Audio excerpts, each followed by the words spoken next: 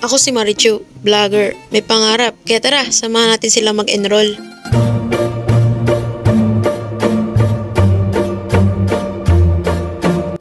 July 6 na nga at kailangan na nilang mag-enroll, kaya ito sasamahan natin silang pumunta sa Olops. So ayan, naglalakad na ako papunta sa kaibigan ko. Then nung nasundo ko na sila, naglakad na kami at nakasakay ng tricycle. Nakarating kami ng Olops ng medyo maaga, so hindi masyadong mahaba yung pila sa taas dun sa pagpipil up at pagpipirma. Ayan. Kaso, nung napunta na kami sa cashier, ayun, ang mahaba ang pila. So, medyo matagal kami nag-antay dyan.